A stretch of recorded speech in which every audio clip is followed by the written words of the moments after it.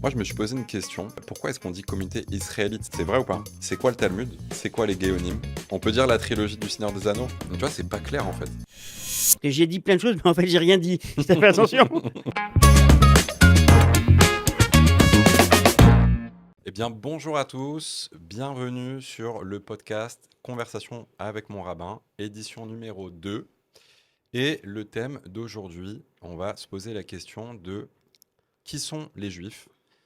On va essayer avec le grand rabbin de Genève, le Rav Michael Ben Admon, de faire un état des lieux sociologique du peuple juif, en toute humilité, avec nos connaissances.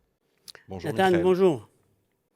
Écoute, c'est une question importante parce qu'on avait parlé la dernière fois, en effet, de qu'est-ce que le judaïsme. Maintenant, on avance d'un pas et on dit, mais qui sont les juifs? C'est ça. Mais quelle va être la troisième question, Nathan? On peut le dire ou on le garde de côté? J'ai déjà ma réponse. Ah, vas-y, dis-le. Ouais. Bah, comme on en a parlé, pour moi, c'est de savoir pourquoi on fait ça. Pourquoi on est juif? Pourquoi est-ce qu'on perpétue cette tradition, cette religion? D'accord, donc quoi, qui et pourquoi? C'est en C'est fait ça. notre... C'est ça. Ok, donc aujourd'hui, c'est le qui. Qui sont les juifs? Qui sont les juifs? Ok, Ouais. allez. Avant de commencer, comment ça va? Eh ben, grâce Depuis à la dernière Dieu, fois. Baruch Hashem, très très bien. Énormément de choses se sont passées depuis la dernière fois. Ouais. Au niveau personnel, au niveau communautaire, au niveau national, au niveau du peuple juif. Mais c'est le sujet de plusieurs podcasts, ça. Tu veux dire un petit mot quand même de ce que tu as vécu ces derniers jours? Non, Ce disons, que tu as on a ressenti? eu très très peur, évidemment, pour l'État d'Israël, pour le Mhm. peuple juif. On vit une période qui est quand même assez compliquée à ce niveau-là. Niveau donc de beaucoup d'accusations, beaucoup de mal-être à ce niveau-là. Et puis, on a des petits moments de lueur dans l'histoire. On a l'impression, en fait, que le bon Dieu nous envoie un petit clin d'œil Mhm. en nous disant, ben, vous savez quoi, c'est pas la fin de toute chose, c'est pas la catastrophe, il y a aussi des bons moments. Donc, grâce à Dieu, on est sorti d'une mauvaise passe. Et j'espère que l'histoire va aller dans ce sens. Bezrat Hashem. Voilà, exactement. Bon, on commence, on y va? Allez, Ouais. Alors, voilà, donc comme on l'a dit, après le premier podcast, qu'est-ce que le judaïsme en toute humilité? Bien sûr, ouais. en 1 heure et demie, je me rappelle de ton anecdote sur le livre de 60 pages. On ne peut pas répondre à tout, mais on essaye. Donc là, on a trouvé intéressant de savoir qui sont les Juifs, où est-ce qu'ils sont, quels sont les grands mouvements, comment comment ils se caractérisent. Donc j'ai fait un petit listing, si tu veux bien. Vas-y. Voilà, si ça ne te dérange pas, qu'on suive un petit peu. J'ai essayé de catégoriser. Ok. Comme on l'a dit la dernière fois, le judaïsme, le peuple juif, c'est une ethno-religion. Donc, c'est une ethnie, et on va le voir, là, il y a plusieurs ethnies, et c'est aussi une religion, c'est-à-dire un rite, un lien avec Dieu. C'est-à-dire, en fait, c'est une spiritualité, une tradition, une civilisation qui qui a un support ethnique. C'est-à-dire qu'il ne se tourne pas vers tout le monde, mais qui a quand même, on va dire, une origine ethnique, ou un cadre ethnique plutôt. Oui, et puis le fait aussi que c'est une religion qui n'est pas prosélyte, il y a une certaine préservation du peuple, entre guillemets. C'est-à-dire que c'est pas une religion qui est ouverte à tout le monde, bien qu'elle l'est, mais que c'est pas facile de rentrer, parce qu'il y a beaucoup de critères, beaucoup d'obligations, etc. Donc il y a quand même ce côté peuple. En fait, ce que j'aime beaucoup, c'est que si, tu vois, on parlait avec un historien, pour lui, ce serait évident. Parce qu'il saurait que dans l'Antiquité, tous les peuples fonctionnaient comme ça. Dans la terre entière, un peuple, il avait un lopin de terre et sa propre religion. Et d'ailleurs, les Romains, l'Empire romain, quand il y avait une conquête d'un territoire, ils adoptaient au Panthéon les dieux de l'endroit qui était conquis. Tu vois. Donc en fait, ce phénomène-là d'ethno-religion avec un historien, c'est évident. Alors que pour nous aujourd'hui, c'est pas très évident de le comprendre parce qu'on a le christianisme, l'islam, le bouddhisme, qui sont des religions à laquelle tout le monde peut adhérer. Peu importe. Alors, alors le mot ethnique, on va l'employer dans ce Ouais. sens-là, justement. Mais rappelle-toi, Nathan, si tu avais été déjà visité à l'époque le Bet Futsot à Jérusalem, à Tel Aviv, le musée de la diaspora. Mhm. Et ce qui était frappant, c'est quand on rentre dans ce Bet Futsot, on rentrait, parce que maintenant c'est un autre musée, le musée Hanou, eh bien, il y avait une grande mosaïque à l'entrée de personnes, de visages des Juifs aux quatre coins du monde. Ok. Et en fait, ce qui frappait, et c'était en fait le message qu'il voulait véhiculer, c'est que tu ne peux pas limiter le Juif à ce qu'on appelait à l'époque, à la fin du 19e siècle, une race. Mhm. Il n'y a pas de race. Il n'y a pas de race juive, encore moins. Et tu avais donc des Juifs de couleur noire, des Juifs d'Asie, des Juifs blancs, des Juifs chinois. Mhm. Et en fait, ce qui voulait être dit là-bas, c'est que le judaïsme est un phénomène qui est avant tout un phénomène culturel et que de définir l'ethnie du peuple juif, c'est pas simple. À Ok. moins qu'on essaie de dire que justement l'ethnie, c'est le peuple Ok. qui peut justement être, on va dire, originaire de toutes sortes de continents, toutes sortes de lieux. Mhm. Et donc c'est important quand même de replacer ça parce que on ne doit pas imaginer que ethnie juive, c'est une sorte de race juive. Non, c'est pas une race, mais tu vois, par exemple, là, j'ai noté plusieurs ethnies. Comme tu dis, par rapport à ce musée, il y a Ouais. plusieurs faciès, on va dire. Les grands groupes ethniques, on va dire, c'est les Sfaradim, les Donc, Ashkenazim, les Mizrahim, les Teimanim, il y en a aussi. euh, Inde, Italie, c'est des ethnies. C'est-à-dire que, par exemple, au faciès, tu sais plus ou moins reconnaître un Ashkénaz d'un séfarade. c'est-à-dire, on a des juifs originaires de certains pays, de certains continents. Les juifs qui étaient là-bas ont développé peut-être une ressemblance avec les peuples environnants, Mhm. soit, je ne sais pas comment expliquer ça au niveau de l'évolution naturelle des choses, Mhm. soit par des mariages mixtes, par exemple. En fait, Mhm. on peut en effet Ou par avoir, des conversions. Par exemple, les voilà, ou par des Ashkénazim conversions, qui ont exactement. vécu du XIIIe au XVIe siècle. Voilà, S'il y a eu des alémaniques ou des germaniques, je ne sais pas comment ça ouais. s'appelait à cette époque, qui se sont convertis au judaïsme et après qui ont intégré le peuple, Donc il y a aussi voilà. ces explications-là. Donc un juif séfarade, par exemple. Un juif qu'on appelle séfarade. Donc le mot séfarade, sfaradi veut dire espagnol. En hébreu, C'est-à-dire, ouais. en hébreu, séfarade, ça désigne l'Espagne. Mhm. Parce qu'on imagine que le juif d'Espagne, en fait, est l'origine du juif séfarade, c'est-à-dire qu'après la sortie, l'exil des juifs d'Espagne, Mhm. en 1492, après l'expulsion des juifs d'Espagne, eh bien, les juifs sont partis en majorité dans les pays d'Afrique du Nord. Voilà. Donc ça, ce sont les juifs espagnols, c'est-à-dire d'origine séfarade, qui sont arrivés de ce pays et qui ont également amené avec eux des traditions séfarades. Donc a priori, quand on dit un juif séfaradi, on ne désigne pas nécessairement l'origine ethnique, mais on veut également parler de l'origine des traditions. Tradition, culture. Exactement, c'est-à-dire que ça vient, en fait, c'est un package. Mhm.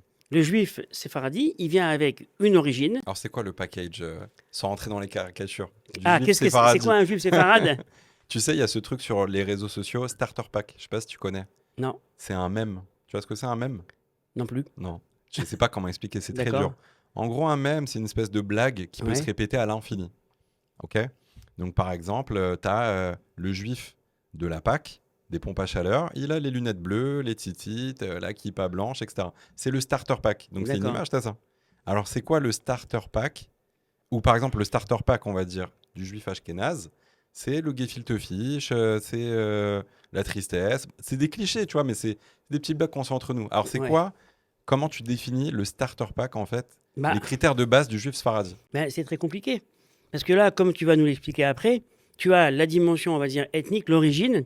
Mais après, à cette dimension ethnique, on a également une certaine tradition qui va être différente si le juif, il arrive en Europe, s'il est en Afrique du Nord, s'il est aux États-Unis, s'il fait partie d'un monde orthodoxe, s'il fait partie d'un monde laïque. Mhm. C'est-à-dire qu'en fait, la culture de la personne originaire des terres d'Espagne, en fait, elle peut être très variée. Mhm. On peut avoir des séfarades, on va dire, ultra-orthodoxes qui ne vont pas partager nécessairement les mêmes caractéristiques d'un juif séfarade aux États-Unis. Donc on reste dans la caricature.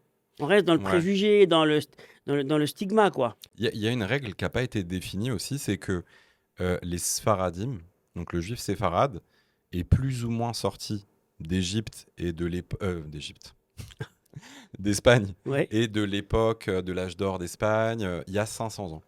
Ok? Donc en fait, il y a eu ces 500 dernières années, plus ou moins, au Maghreb, et puis après en France, au Canada, etc. Mais avant 1492, on estime qu'ils sont arrivés déjà sous l'Empire romain dans ces régions-là. Donc ils sont restés, on va dire, environ 1000 ans. À quel moment, tu penses, dans un futur proche ou lointain, à quel moment on va arrêter de dire un juif séfarade et qu'on va dire un juif Tsarfati, par exemple, ça veut dire que ça fait 5 générations qu'ils habitent en France.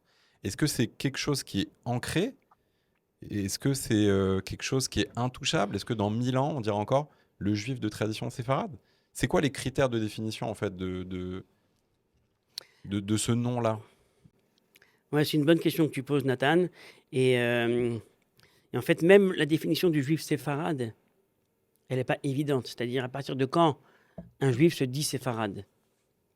À partir de quand un juif va se dire détenteur d'une origine Hmm. et d'une tradition séfarade? C'est-à-dire que c'est quelque chose qui nous accompagne depuis bien longtemps. Alors, les personnes qui sont plongées dans l'étude et qui, pour eux, le mot séfarade, séfaradité, désigne pas uniquement une culture ou un folklore, mais désigne une certaine façon d'aborder la question juive. Un rite en fait. Pas uniquement un rite, la question juive. Ok. Te diront par exemple que être séfarade, c'est être attentif à la vie du peuple. C'est mettre au centre de la réflexion juive la vie de la communauté. Ah, mais on a des personnes qui sont bien différentes au sein de la communauté, plus pratiquants, moins pratiquants. Certains vont te dire, et certaines fois c'est une construction de l'esprit, des fois c'est une romantisation, des fois c'est une volonté de créer un nouveau modèle pour se démarquer d'autres choses. Et la vérité est un peu partout. Mhm. Mais en gros, on va te dire, le séfarade, le juif séfarade, la vision juive séfarade, c'est cette vision juive qui va considérer qu'au centre de l'idéologie juive, on a le peuple. Inversement, certains te diront, au centre de l'idéologie ashkénaze, on n'a pas le peuple, on a la Torah.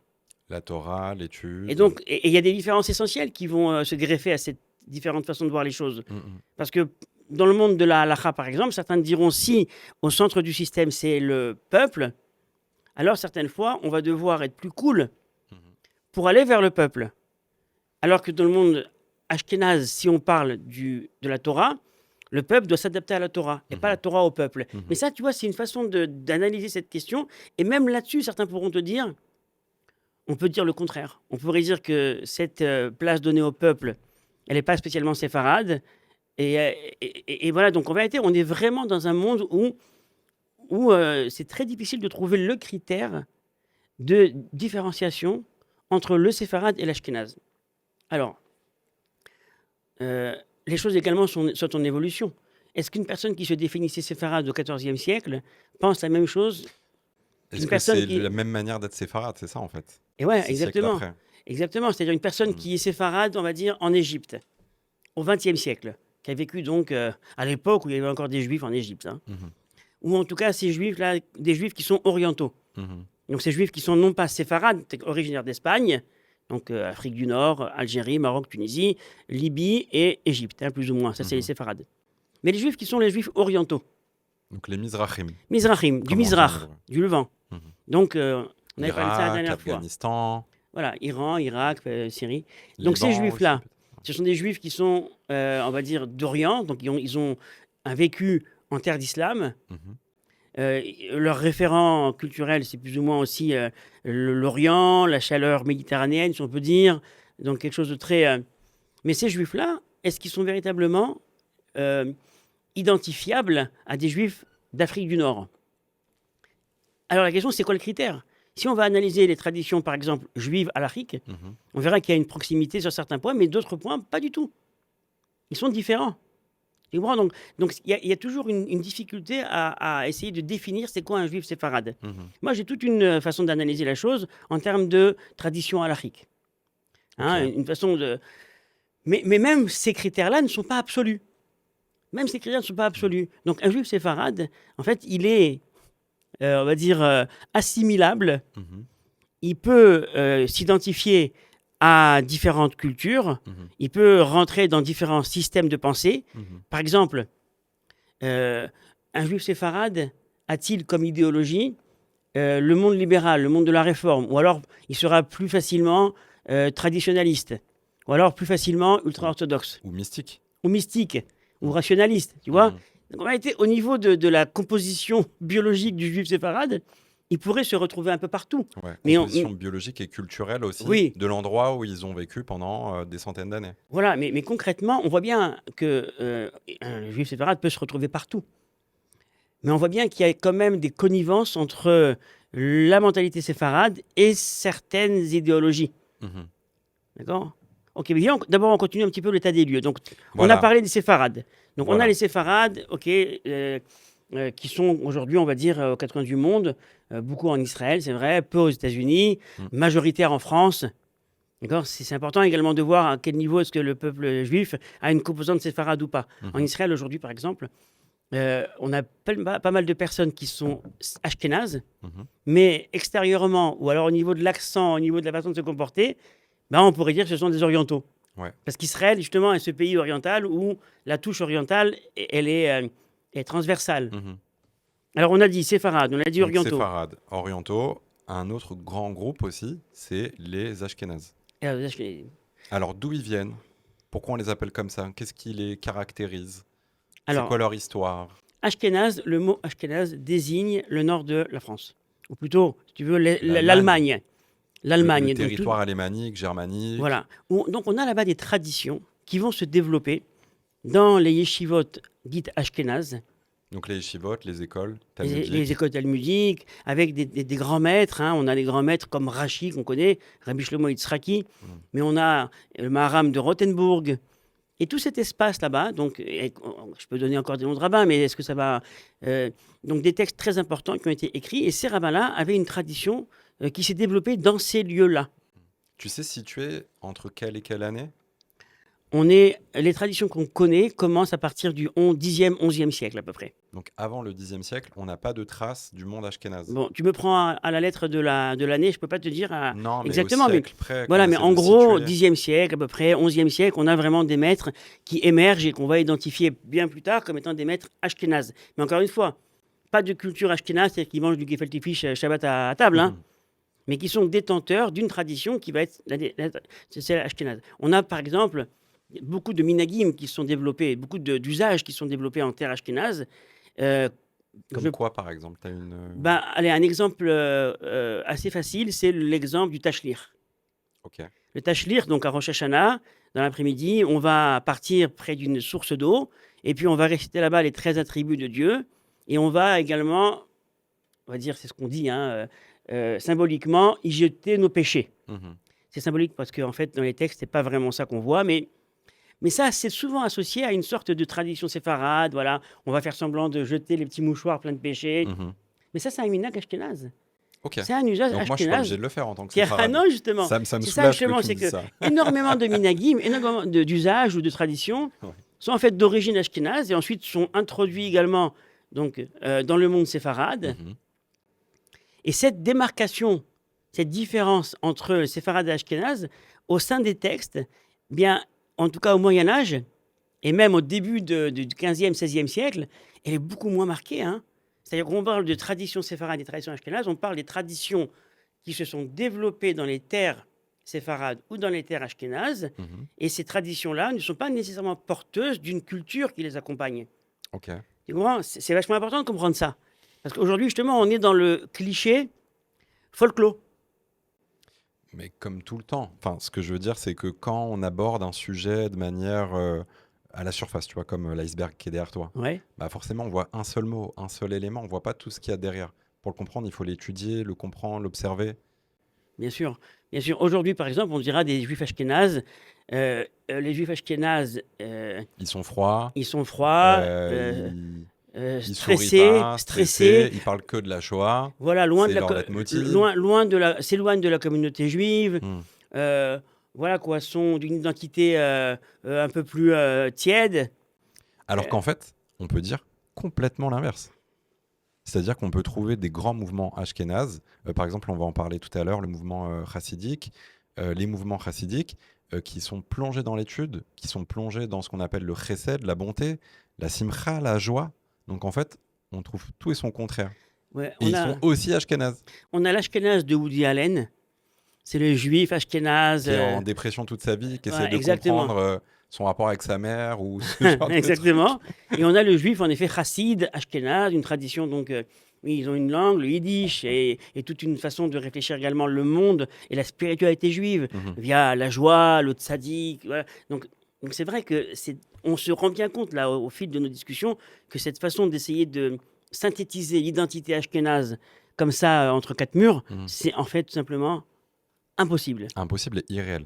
Alors, est-ce qu'on peut quand même toutefois trouver des grandes lignes? J'aurais tendance à dire que même là-bas, c'est difficile. Mhm. J'ai en tête un livre de Shmuel Trigano, professeur Trigano, un de ses premiers livres d'ailleurs, où il avait essayé de développer cette idée euh, de séfaradité et d'ashkénazité. Ok. C'était toute une volonté justement de trouver quelque chose qui soit pas uniquement de l'ordre de l'influence culturelle sur le juif, mais l'adaptation du juif à une certaine influence culturelle. Tu vois ce que je veux dire? Ok. Tu peux On dit développer un souvent, peu plus? on dit souvent que le juif séfarade, il est chaleureux, il est bienvenant, il accueille, Mhm. parce que justement, il est dans un monde musulman, chaleureux, où l'accueil était important, il y avait Mhm. de l'hospitalité. Et donc, quelque part, si tu veux, le juif qui est arrivé là-bas, Un monde un peu abrahamique, en fait. Avec ouais, des valeurs abrahamiques. voilà. En tout cas, en arrivant là-bas, le juif, quelque part, s'est fondu à la culture environnante. Et Mhm. puis, ça également, le juif, voilà, il est également sous l'influence de ce qui se passe. Et que face à cela, on a le juif ashkénaze qui lui arrive justement dans un monde qui se développe en terre chrétienne, Des pays où froids. pays Parce qu'il n'y a froid, pas que l'Allemagne, il y a la Pologne, la voilà, Roumanie, la où le rite, Lituanie, il est, la Russie. exactement. Donc le juif séfarade va être plus sous l'influence musulmane, méditerranéenne, et même la synagogue à ce moment-là, dans son architecture, va être, ben, on est assis à côté, les uns et les autres se voient. Mhm. Donc, c'est également une vision, on va dire, communautaire. Mhm. On est ensemble pour parler à Dieu. Alors que dans le monde ashkénaze, on pourrait dire que la synagogue, elle ressemble plus à une église. C'est-à-dire, il n'y a pas de visage les uns face aux autres. On est tourné vers Dieu. On a des synagogues voilà, où plus de solennité. Mhm. Donc, on Avec moins de entend bruit. moins de bruit. On parle moins de business.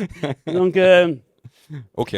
donc il voulait dire justement Trigano que c'était pas ça. Mhm. C'était pas l'influence de la culture locale sur les juifs, mais c'était en fait deux façons d'être juif qui se sont développées ou greffées Mhm. ou développées justement dans ces terres où chacune avait une composante bien spéciale.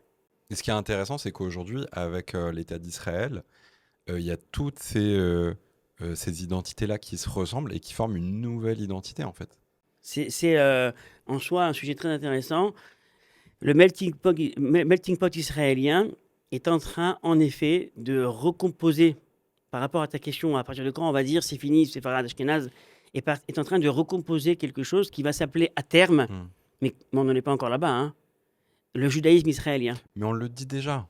Bah, Moi, quand je rencontre des Israéliens, je dis, mais d'où tu viens? Et il me dit, je suis israélien. Oui, mais je dis, d'où? Et il me dit, bah, je viens de Pétar Tikva. Il me donne le nom de sa ville. Je dis, ok, ouais, mais tes parents, tes grands-parents? Ah, ma mère de France et mon père du Maroc. Mais ça vient en troisième question. Donc c'est ouais. déjà derrière. Tu sais, mais la question de l'origine est tellement intéressante. Moi, j'ai une fois un gars qui est venu me voir et qui m'a raconté qu'il se marie. Mazel Tov. Mazel Tov, mon fils. Et alors je lui dis, mais avec qui? Il me dit, ben voilà, avec une fille, il m'a donné le nom de cette fille. Je fais, ah, mais c'est rien, qui va vous marier? Et là, il me dit, bah, c'est notre rabbin qui était originaire d'Algérie.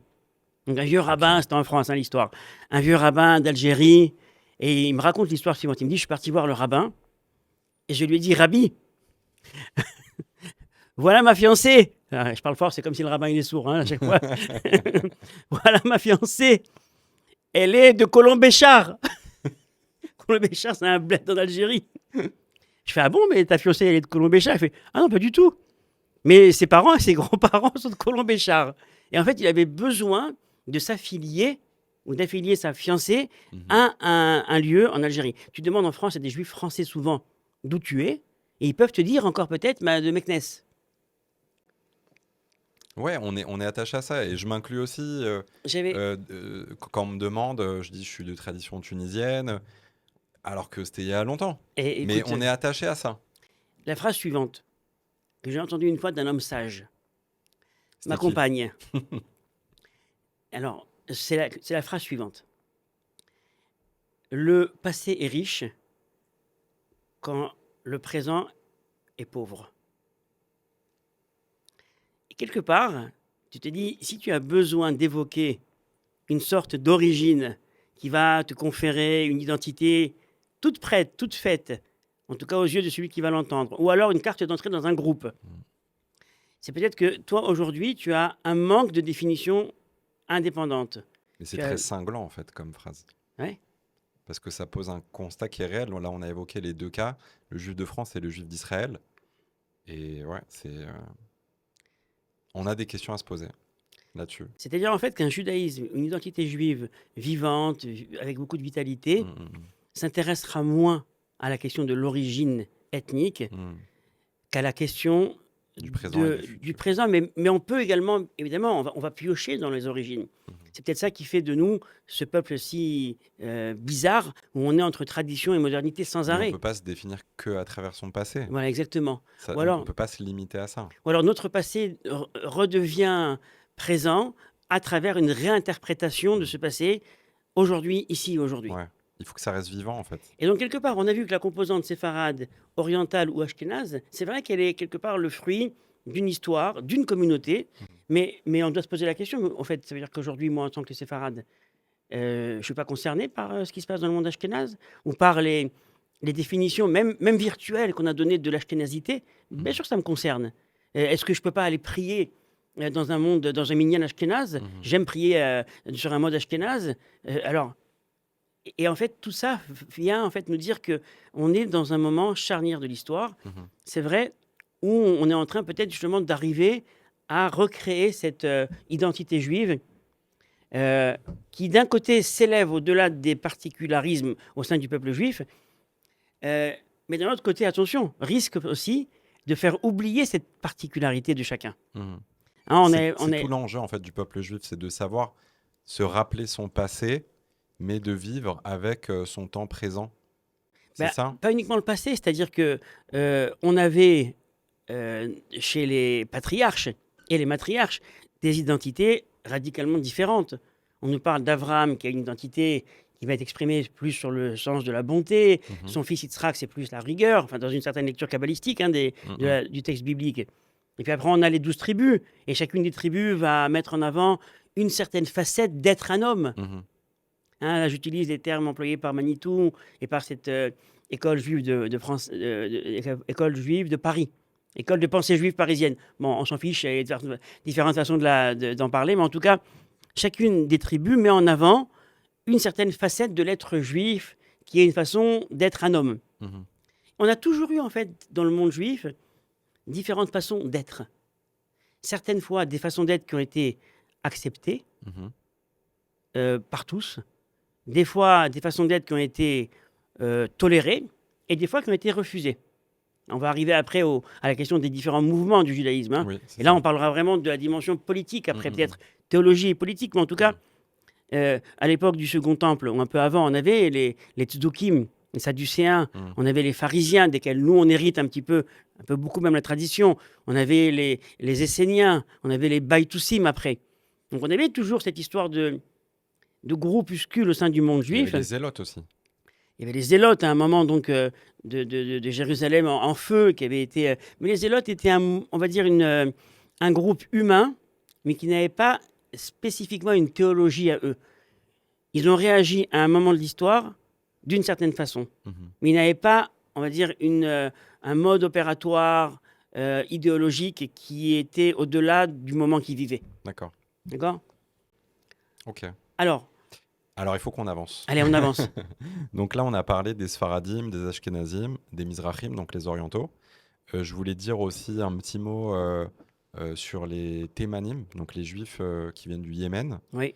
les Juifs qui viennent d'Inde et les Juifs qui viennent d'Italie.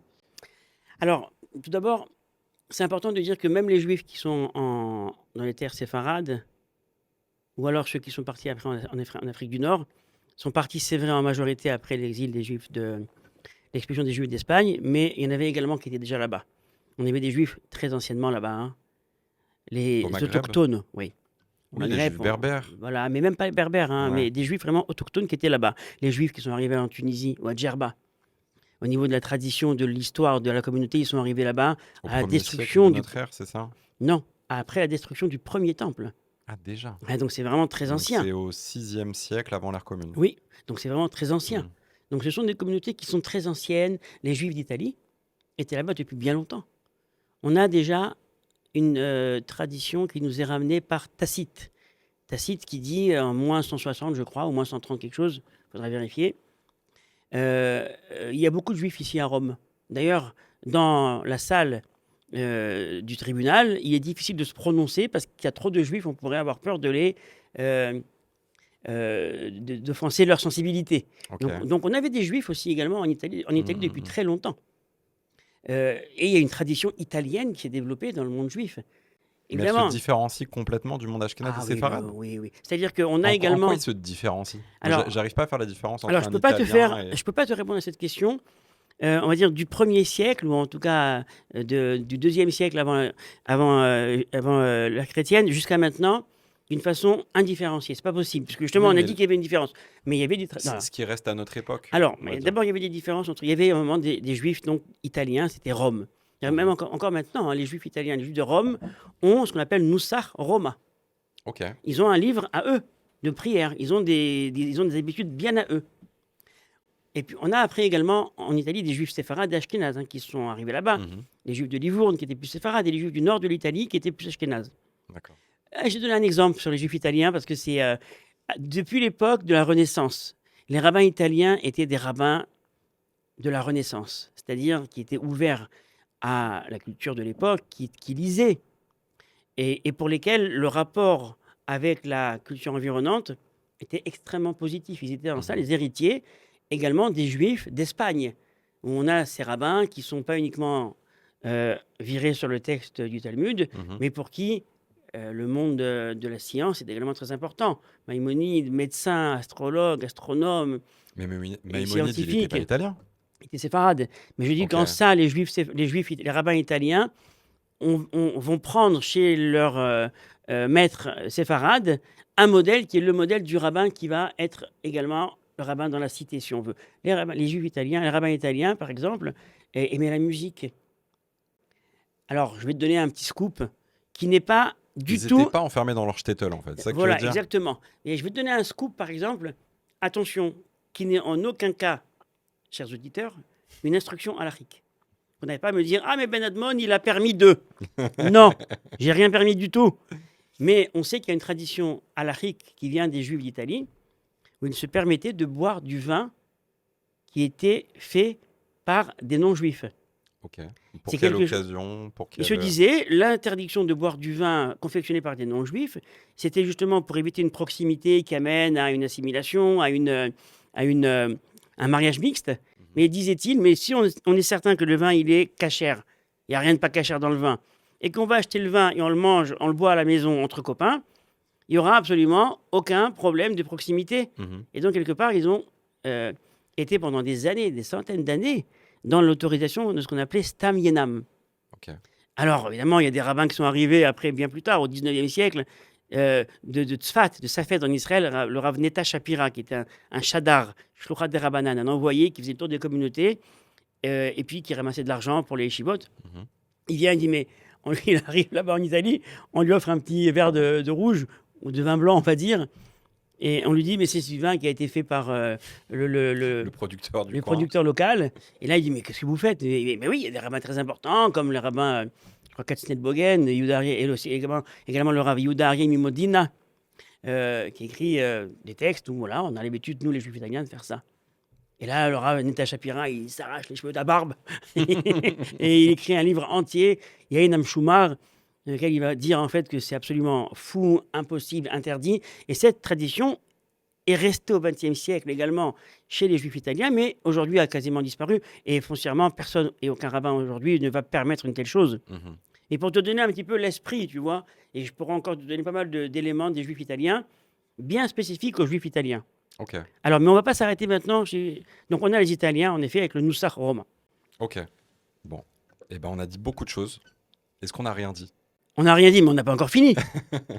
Alors maintenant qu'on a parlé, on a essayé de faire un état des lieux des grands groupes juifs par géographie, Attends, excuse-moi Nathan, je t'arrête une seconde. Les Yéménites, Ah oui, que tu on as n'en a pas, abordé, on n'a pas parlé, c'est vrai. on n'a pas parlé. Les Yéménites, Ouais. donc c'est très intéressant parce qu'aujourd'hui on connaît les Houthim, qui ont débarqué dont on ne sait pas d'où, personne ne les connaissait et tout d'un coup deviennent des stars Mhm. sur la scène géopolitique. Donc les Yéménites, ces juifs donc, qui étaient là-bas au Yémen depuis bien longtemps, très très longtemps également, et qui sont porteurs de traditions incroyables, euh, qui ont également après eu une histoire intéressante. Certains sont devenus des élèves forcenés de Maïmonide, Mhm. D'ailleurs, ils ont gardé plein de traditions du Rambam. Quand exactement, on parce les que a pour eux c'est leur redécouverts avec maître. l'État d'Israël, Ouais, exactement. Et d'autres étaient, par exemple le et tzitzit, la manière d'assembler le ils ont des tzitzit, c'est ça? traditions Mhm. très importantes. Aujourd'hui, on avait en Israël le Rabbi Yosef Kapach, qui était un Mhm. des représentants du judaïsme yéménite, mais on a également le grand rabbin de Kiryat Ono, le Rav docteur Ratson Aroussi, qui est très intéressant, qui est à la fois grand rabbin de Kiryat Ono, mais qui est également maître de conférences en droit à l'université de Bar-Ilan Ok. et qui est membre du conseil du grand rabbinat, donc un homme incroyable et qui connaît très bien la halakha justement yéménite. Mhm. Et on avait chez les yéménites, par exemple, donc imagine-toi, on est au Yémen. Dans notre imaginaire, le Yémen, c'est pas Chicago, quoi. Mhm. Des petits villages, on imagine, tu vois, pas très développés, un petit peu assez primitif au niveau technologique. Et là-bas, tu as des petits endroits où tu as des lumières qui se développent. Certains vont être rationalistes, mais comment dire, forcenés, Ok. élèves de Maïmonide, qui vont refuser même la Kabbalah Ok. et l'origine de la Kabbalah, et d'autres qui vont être, on va dire, plus modérés, mais qui vont garder un judaïsme extrêmement vivant. Mhm. C'est un judaïsme qui aujourd'hui est essentiellement israélien, faut le dire. Ok. D'accord. Et puis, il y a encore un judaïsme qu'on a oublié, mon ami Nathan. Les Éthiopiens. Exactement. Ouais, j'y pensais. Qu'on appelle comment d'ailleurs en Israël? Je sais pas. Certains disent les falachas. Ah, mais c'est un terme qui est plus utilisé C'est un aujourd'hui. terme qui est péjoratif surtout. Ouais. C'est un terme qui est péjoratif. Et on appelle cette communauté Beta Israël, donc la maison d'Israël. Mhm. Et cette communauté-là, donc, qui est incroyable, avec également des origines très anciennes, Oui, on fait remonter les origines au roi Salomon, c'est ça? peut-être Avec avec la reine de la reine de Saba. Saba, voilà. Bon, il y a toutes sortes de Donc théories c'était il y a sur 3000 ans à peu près. toutes sortes de théories à 2900 partir ans. de quand est-ce que ces juifs se sont installés là-bas. Mhm. Je rentre pas dans les théories, mais en tout cas, ils ont également été détenteurs d'une tradition très intéressante qui ne prenait pas en considération une grande partie du judaïsme rabbinique. C'est d'ailleurs ce qui nous fait dire que ils se sont installés là-bas avant le développement du judaïsme talmudique, puisqu'ils ne sont pas détenteurs de certaines élèves. Mais par exemple, ils ont des fêtes, je crois, Esther, ils l'ont. Ouais, donc en fait, Ok. à travers la tradition qu'ils ont, on arrive à dater le moment d'arrivée sur ces terrains. Mhm. Donc ils ont été également assez seuls pendant des années. Ils ont été également Ils ont été coupés du persécutés, monde. oui, et persécutés. Et on a déjà, avec le Radbaz, Rabbi David Ibn Zimra, qui était un rabbin très important en Égypte. Une première question qui était justement au marché des esclaves d'Alexandrie, il y a un homme de couleur noire qui dit être juif. On dit, on n'a jamais vu ça, c'est ce qu'ils disaient à l'époque, on n'a jamais vu ça. Et ils font venir le rabbin pour vérifier. Mhm. Le rabbin vient et dit, en effet, ce sont des juifs qu'on connaît d'Éthiopie et qui reviennent et qui C'était sont auquel là. siècle cette Le anecdote? Radbaz, alors là, tu me poses un. Je crois que c'est au 14e, si je ne me trompe pas. Ok. D'accord. Mais je crois qu'il y a Un aussi peu avant même. ils ont aussi une fête qui s'appelle le Sig. Sigd, ouais, Le Chag Sigd, Sigd. c'est quoi exactement cette fête? Alors, je ne me rappelle plus, pourtant, c'est devenu une fête israélienne très, très connue. C'est lié à Jérusalem, je crois, la montée à Jérusalem. Mhm. Euh, alors, une tradition, par exemple, très intéressante chez les Juifs d'Éthiopie, c'est quand un enfant est né. Je ne sais pas si ça se fait encore aujourd'hui, hein, mais c'était un Juif d'Éthiopie qui m'avait raconté ça. Dès qu'un enfant naît, on lui dit Jérusalem, Jérusalem. Jérusalem, Jérusalem. Et on va cultiver justement chez cet enfant-là l'amour de Tzion, Mhm. l'amour d'Israël. Et c'est vrai que le retour des Juifs d'Éthiopie en Israël a été incroyable, avec des enjeux encore aujourd'hui, hein.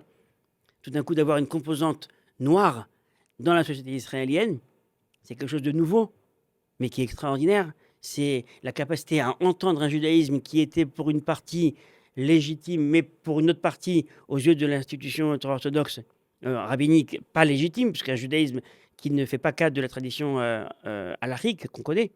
Donc il y a eu pas mal d'enjeux. Mhm.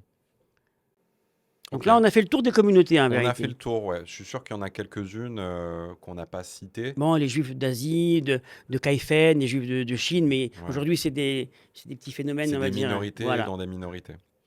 Ok, très bien. Et ben écoute, ce que je te propose maintenant, c'est qu'on aborde les traditions religieuses. D'accord. Donc j'en ai cité quelques-unes. Ouais. Ok. Si tu veux, on fait un petit jeu. Je cite une tradition religieuse et en quelques mots, tu la définis. Pour qu'on essaie de comprendre qu'est-ce qui la caractérise. Allez, on Ok. essaye.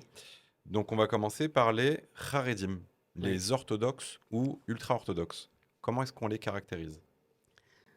Je regrette maintenant d'avoir accepté en quelques minutes. Non, parce que ça aussi, c'est un sujet en fait de recherche. À partir de quand on peut définir. Comment toi tu les caractérises? Bon, les Haredim, c'est les juifs euh, qui sont donc dans le monde de l'orthodoxie, c'est-à-dire qui sont dans le monde de la pratique halakhique pure et dure, de la stricte observance, comme on disait à l'époque, Ok. des juifs de la stricte observance, et qui ont pour référent le rabbin dans toutes les questions de la vie quotidienne. Mais c'est une définition qui est absolument on va dire, vague et qui peut se coller à d'autres groupes également. Ok. Le monde Haredi, si on veut, s'est développé historiquement à partir du Khatam Sofer, Ok. à partir de l'émancipation des Juifs. L'émancipation des Juifs, le XVIIIe siècle, c'est un siècle incroyable dans l'histoire des Juifs contemporains. Mhm. On a l'émancipation des Juifs, les Juifs sortent du ghetto, peuvent rentrer sur la scène générale, partir à l'université, faire des études de médecine. Et quelque part, on a affaire à un phénomène de fuite du monde juif classique, du ghetto. Et, Donc en fait, le monde Haredi vient en réaction alors ça, à la c'est la création thèse. du monde libéral.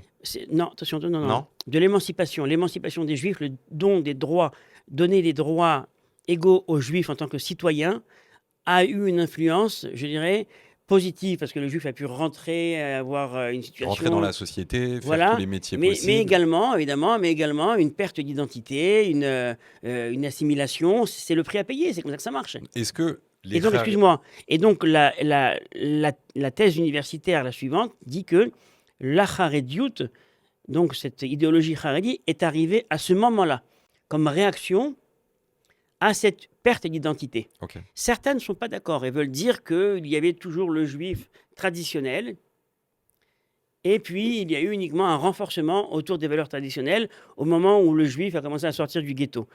Je vais plus vers la thèse du monde universitaire, la première thèse, bien que même au sein du monde universitaire, on a des théories comme celle de Ferziger, Adam Ferziger, professeur Ferziger, qui lui justement veut dire qu'on est moins dans un modèle binaire, où on avait un certain modèle, émancipation et harédisme. Mais moi, pour l'instant, je vais aller de façon très simple dans ce modèle-là. Mhm. Selon ce modèle-là, donc, on a le judaïsme allemand, c'est-à-dire des terres ashkénazes, c'est important de le dire, hein, Mhm. qui va donc recevoir une émancipation, et donc des droits, qui va donc être en perte de vitesse. Face à cela, on a donc voilà, une sorte de nouvelle composante communautaire chez les Juifs. Et vient le Khatam Sofer, Rabbi Moshe Sofer, et dit Chadash Asur Minatora. Il prend un adage talmudique qui apparaît à propos donc d'un sujet agricole dans la Torah, et il dit Chadash, tout ce qui va être nouveau, c'est interdit. Et donc, quelque part, c'est interdit d'aller à l'université, c'est interdit d'étudier des études C'est sur ça profanes. que se fonde l'idéologie Haredi, tu Selon penses? cette vision de l'émergence du monde Haredi, c'est là-dessus. Et donc, quelque part, le monde Haredi s'est développé dans la volonté de conserver quelque chose de sûr, de cristalliser quelque chose qui allait, en fait, au niveau de la stratégie souhaitée, contrecarrer cette fuite des Juifs vers la cité. Ok. C'est ça un peu l'idéologie. Donc, ça, c'était le Chadash Asur Minatora. Et donc, on avait, par exemple, une opposition qu'on peut encore voir aujourd'hui dans le monde Haredi, essentiellement israélien, parce que voilà, le monde Haredi, il va être différent s'il va se développer aux États-Unis, en France, dans les pays du Maghreb. Mais ça aussi, c'est une question a priori. Le Haredi ne va pas avec le séfarade.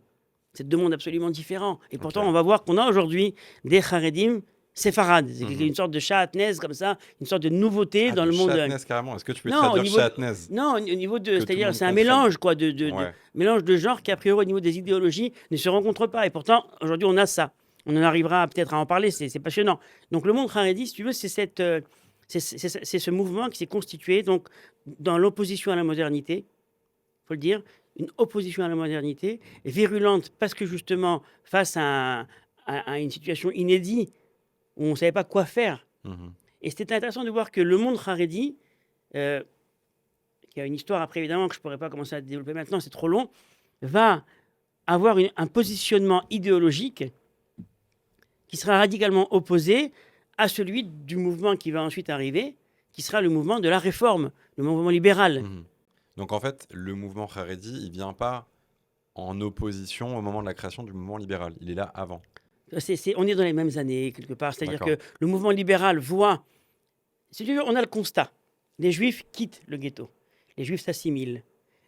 Réaction première d'un certain monde Haredi, parce que ça aussi, c'est pas tout le monde qui sera là-bas, Mhm. c'est de dire attention, on ferme les portes. Quand on est en danger, il faut fermer les portes du monde juif. Mhm. Plus personne ne rentre et Faut que ce soit hermétique. celui qui sort, il sort très rapidement. Celui qui veut rentrer, on fait attention. On met des frontières, on met des murailles autour de l'identité juive. Le monde libéral vient et dit, à ses débuts, qu'est-ce qu'on fait avec ces juifs qui commencent à partir un peu partout, quoi. Et donc, thèse, proposition, bien, on va leur proposer un judaïsme à l'allemande. En fait, ça se polarise à Exactement. l'extrême. C'est-à-dire qu'eux disent plus rien, full camp, et eux disent ben, on va te proposer quelque chose d'intermédiaire. On va faire une prière qui va être en allemand, on va ouvrir un temple, une synagogue donc à Hambourg, la première synagogue libérale, où il y aura également un orgue qui va être étrangement proche donc du monde chrétien. On va enlever du rituel des prières, ce qui nous rappelle les dimensions un peu trop particularistes. On est pour la morale, pour l'égalité. On va enlever les utopies, on va dire, inenvisageables, comme par exemple le retour à Sion, sortir de l'Allemagne. Non, on est là. Ah bon, carrément. Ah oui, au début, dans ses débuts, le monde libéral, jusqu'à pas très longtemps en fait, la moitié du XXe siècle, même un peu plus, Mhm. est foncièrement antisioniste. Ok, Est bah alors foncièrement viens antisioniste. justement, on fait le pas. Je voulais juste raconter une petite anecdote. Ouais. Enfin, c'est pas une anecdote, c'est la traduction. Moi, j'adore l'étymologie des mots. Ouais. Donc, je sais pas d'où il vient ce mot Haredi, Ah mais oui. sa traduction, c'est craignant. Alors, Est-ce que c'est ça la traduction première? Est-ce que c'est ça le sens le de ce mot? terme est halachique. Chared lidvar Hashem. C'est celui qui craint la parole de Dieu. D'accord. Je ne peux pas te dire, parce que je n'ai pas vérifié, mais je vais vérifier, à partir de quand ce mot-là a été proposé pour désigner cette groupe. idéologie Ok. et ce groupe-là. D'accord. Achared lidvar Hashem, celui Mhm. qui a peur de la parole, qui craint, pas qui a peur, qui craint la parole de Dieu. Donc le Haredi, il est face à Dieu et il se dit, mon Dieu, qu'est-ce qui se passe dans ce monde-là? Comment on survit dans un monde qui est dans une tempête? Tu veux, l'idéologie Haredi, c'est-à-dire que le monde est dans une tempête et nous, on doit survivre. On est dans l'arche de Noé. On est dans l'arche de Noé. Il faut pas sortir. Exactement. Donc on est dans l'enclave, on est dans... Sous peine de fauter, Voilà. sous peine de se C'est-à-dire tromper. dès qu'on sort, on peut, paf, Ouais. on peut tomber, on peut se noyer. Il y a un élément du monde Haredi aussi. Pas tous les Haredim du monde, mais par exemple, c'est d'interdire le smartphone. Par On a exemple. ces fameux téléphones cachers Ouais. où on a peur d'utiliser le smartphone parce que ça peut nous amener à regarder des choses qu'on ne doit pas voir, etc. C'est-à-dire qu'on Encore est- une fois, j'aimais pas de jugement, mais c'est une caractéristique que j'ai vue, bien que j'ai rencontré des juifs Haredi qui ont des smartphones et des juifs Haredi qui ont des smartphones cachers, on va dire. Donc Voilà. il y a aussi, même dans ce groupe-là, il y a différentes facettes en fait. C'est-à-dire que la problématique essentielle, c'est comment on gère la relation avec la modernité. Et la modernité au niveau des valeurs Mhm. et le modernisme au niveau des technologies. D'accord ? C'est ça en fait l'idée. C'est-à-dire, est-ce que le judaïsme, il est figé autour d'un certain nombre de valeurs qui ne peuvent pas évoluer Mhm. et une pratique qui ne peut pas évoluer Mhm. parce que voilà, on veut la conserver coûte que coûte, ou alors au contraire, il y a une façon de, comment dire, de dealer, si on veut, avec, avec la modernité et d'en extraire le meilleur et d'en jeter le mauvais. Mais même dans le monde Haredi, c'est ce que je t'ai exprimé là comme étant l'idéologie première, n'a pas été la seule. On a par exemple un peu plus tard le Rav Shimshon Raphaël Hirsch qui va proposer la fameuse néo-orthodoxie. Donc où il dit on est dans une volonté d'entendre les voix modernes, mais on n'est pas d'accord avec, comme le monde libéral, qu'au nom de cette acceptation des valeurs modernes et du nouveau mode de vie qu'on voit ici en Allemagne, qui est très bénéfique pour lui. C'est bien que le juif puisse partir à l'université. D'ailleurs, dans les écoles rabbiniques, où le Rav Hirsch enseignait, du Rav Hiddelsheimer, pour être rabbin, il fallait avoir un doctorat.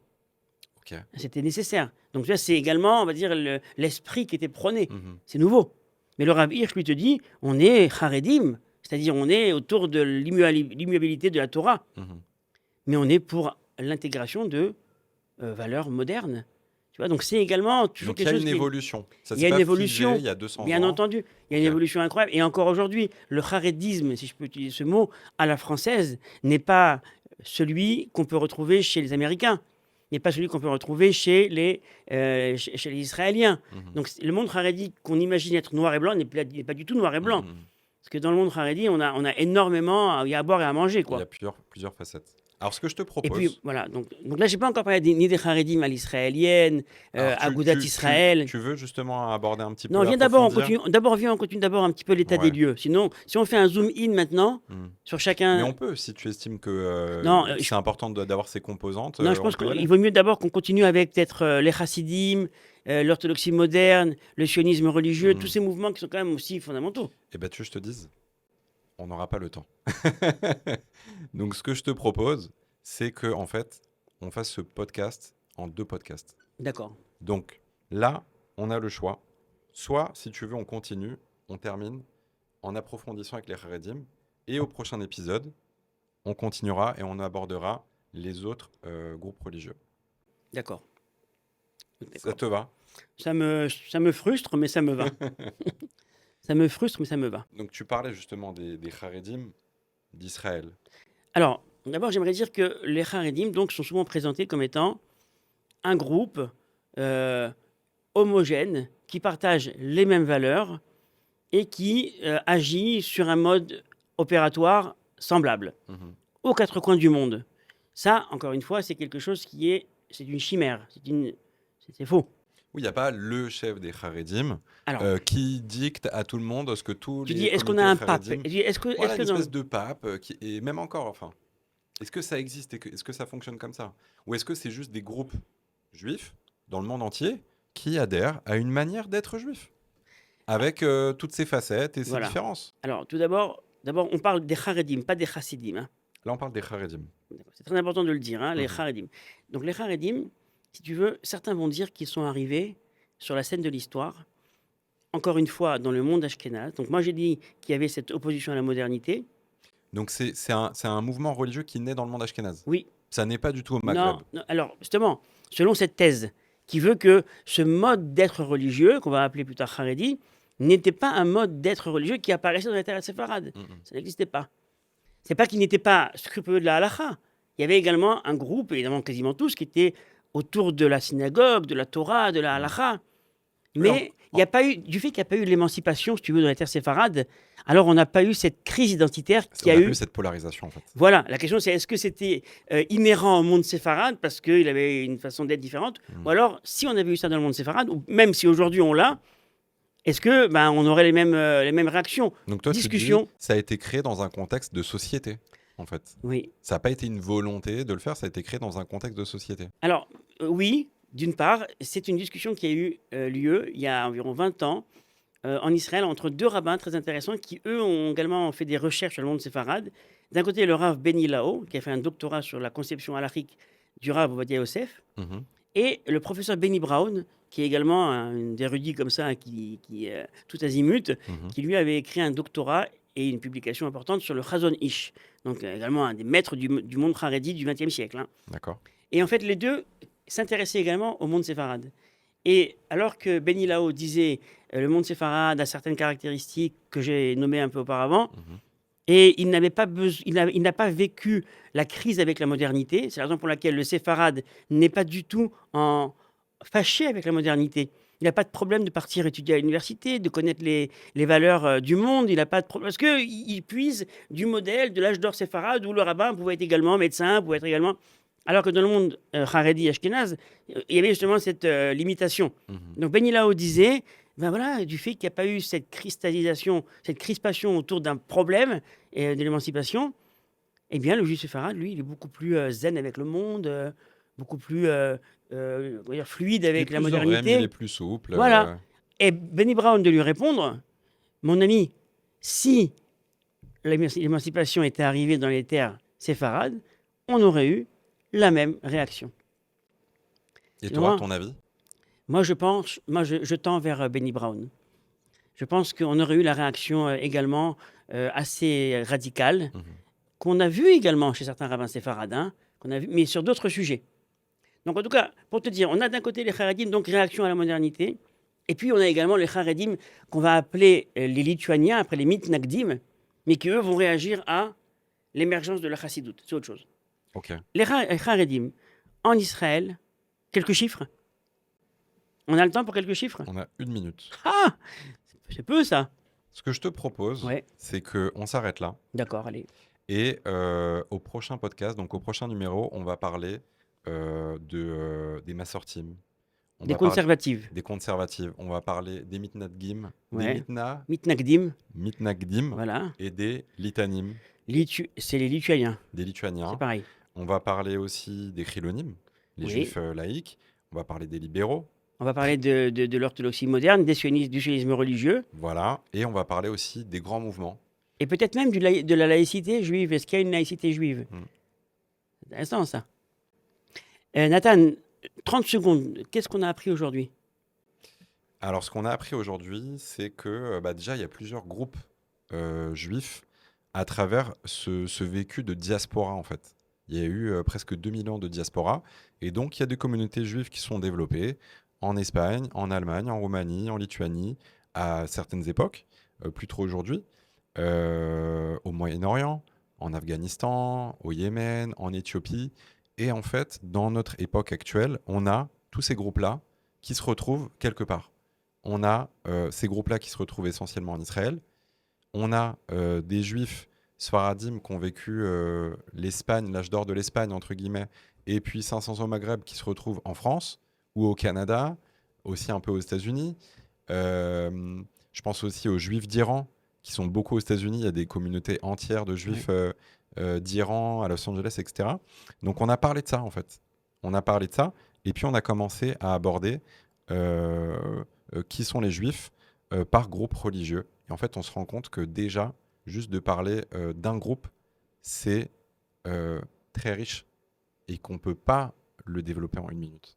Alors, moi, j'aimerais te dire aussi, c'était comme mon sentiment à travers cette discussion, c'est que, quelque part, d'abord, on ne peut pas différencier la sociologie de l'idéologie et de la théologie. Il y a vraiment un groupe bien précis qui s'est développé dans un endroit du monde, et également une certaine façon de voir le monde. Ce n'est pas uniquement une origine ethnique, comme on a dit. C'est toujours mêlé. Deuxième point, c'est qu'en fait, on peut en effet avoir une origine ethnique, si on veut, d'un certain endroit du monde, mais adhérer à une théologie différente. On n'est pas, on va dire, limité à... nous ne sommes pas la somme du lieu dans lequel on habite. Pas seulement. Pas seulement. Mm. Et puis, évidemment, la question qui me taraude, mais je ne vais pas y répondre, c'est cette question éternelle dans le monde juif, c'est-à-dire, c'est bien tout ça ou c'est pas bon pour les juifs? C'est-à-dire, on n'a pas marre d'être tellement divisés. Est-ce que cette division, elle a été positive? Est-ce qu'elle est négative? Est-ce qu'elle fait du bien au peuple juif? Voilà, c'est la question, en fait, on pourrait évidemment philosopher autour de cette question-là. Et on continuera la prochaine fois. Ok, à la prochaine. À la prochaine, Nathan. À bientôt, merci à tous. En plus d'un grand merci à Rav Ben Admon, juste pour terminer, je vous invite, chers auditeurs, à commenter sur les plateformes, sur Instagram, Facebook, Spotify. Je ne sais pas si on peut commenter sur Spotify. Ce podcast va être distribué en version audio et vidéo en fonction de vos préférences. Et on vous dit à très vite. Voilà, à bientôt.